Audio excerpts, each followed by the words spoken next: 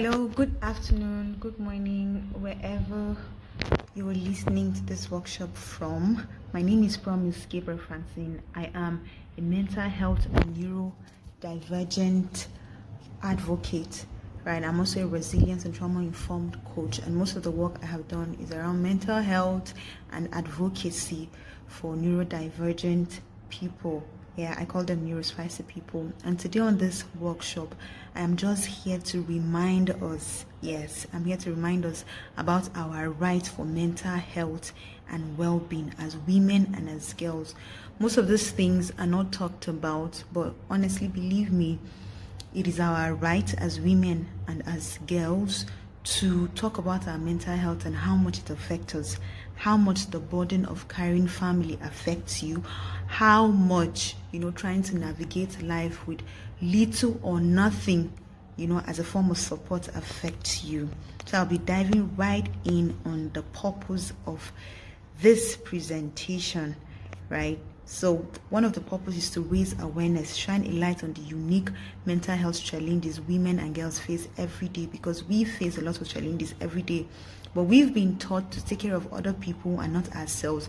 So we mask instead of coming out to talk about it. There's a shame and a stigma around mental health. In fact, in Africa, once you mention mental health, one of the things that crosses people's mind is probably insanity or madness. That is how that's one of the myths around, mental health awareness in Africa. Another purpose of this workshop is to build resilience.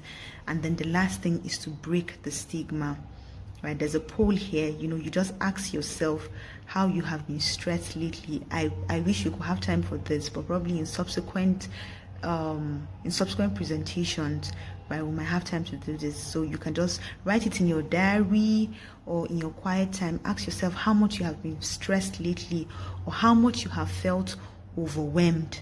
Just write it down in your diary and then assess it for self-awareness and self-reflection purposes. Now, why mental health matters. Mental health is not a privilege, it is a right for every woman and for every girl child. Mental health is a fundamental human right. Women and girls face a distinct set of stressors that makes this conversation not just important but very urgent, right? But urgent. Yeah, I'm trying to emphasize how urgent it is. And why does this really matter as urgent as it is? Societal expectations, work-life balance, trauma and life transitions. Women move from being girls to being mothers to being career women to being founders, and most of these things comes with a lot of stress on our minds, a lot of stress on our mental health, from anxiety to fear, to low self-esteem and a lot of others. And these things are not talked about. I want to tell you today that whatever you feel, that affects your mental health is real, and you should not shove it down, right? You're not alone. Recognizing your mental health challenges, whether it's anxiety and stress, depression and burnout, trauma and low self-esteem, you are not alone. There are 8,000 women that feel these things. The problem is women don't come to talk about it. We've been taught by tradition and by societal expectation to just keep quiet and just be tough. And you hear people tell you, just tough it out, just be strong, you're not alone and all that. But I want to remind you today that talking about your mental health crisis is okay. Building resilience. What are the key strategies that you can actually build resilience that can support you through your mental health journey?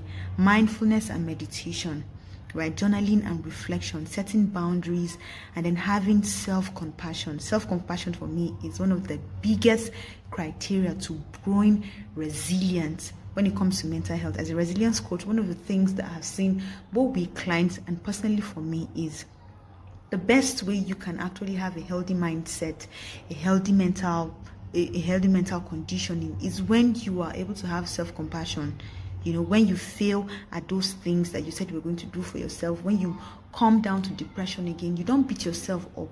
You give yourself loads of compassion, because honestly, you will not get it, most of the times you will not get it out there, but you can give yourself. Then another thing that can actually help is the power of peer support and networks, like Women Ascension, right, where you can have support from other women probably going through the same thing, or women that can hold your hands through the journey. Through shared experience, accountability, and motivation, extend support outward. You can actually talk about how you feel, and then you can also see other people going through the same things you're going through, and then you are not left alone. Breaking the stigma together. How do we break the stigma that is associated with mental health together? Is by talking about it openly. Talk about your mental health openly. You should not be ashamed of it, right? Educate your family and friends about it. Advocate in schools. That's one of the things I do, advocating in schools, in workplaces, and social cycles. Now, what I'm leaving with you today: recognizing your mental health challenges. Name it. Name what you feel. Write it down. Talk about it with family and friends. Build resilience and self-care routines that help you. Don't neglect yourself. Just because you're the mother in the house doesn't mean you should neglect yourself. Create peer support networks, like I said, like Women Ascension and other networks that support women. Personally, for me, I hold a WhatsApp group, although it's not just women-led, but there are also women there that are going through their healing journey and recovering beautifully. Advocate for mental health, well-being too.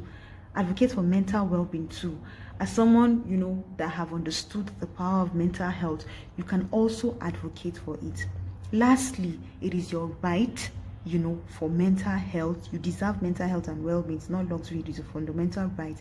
And then building resilience. No matter what you face, you have the capacity to bounce back stronger, wiser, and more compassionate than before. Your commitment in this week should be to take a moment down to write down one self-care routine commitment that you are committing to yourself. You will practice this week, and then you hold it close to your heart. Thank you very much.